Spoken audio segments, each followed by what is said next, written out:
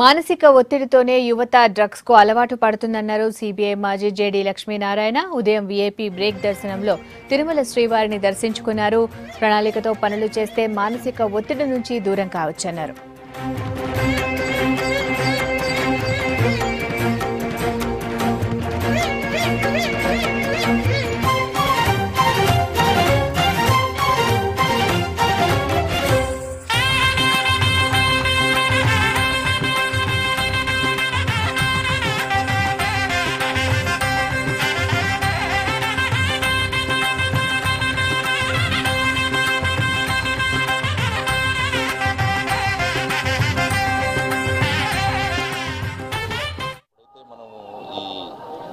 చాలా మంది డిప్రెషన్లో గురి అవుతున్నారు.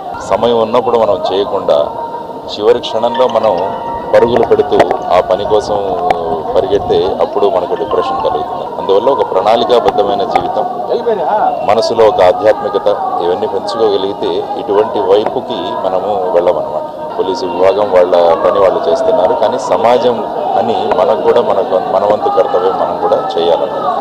అందువల్ల తల్లిదండ్రులు కూడా పిల్లల కోసం సమయం ఇవ్వడం, తర్వాత మంచి విషయాలు, మంచి వ్యక్తుల గురించి వాళ్లకు పరిచయం చేయడం, జీవితంలో ఏదో ఒక లక్ష్యం తీసుకొని దాని దిశగా వాళ్ళను మలచడం, ఇలాంటి పనులు కనుక మనం సమాజం అంటూ మనం చేయగలిగితే ఇటువంటి డ్రగ్స్ కానీ మిగతా ఏవైతే జరుగుతున్నాయో సమాజంలో వాటి నుంచి మనం యువతను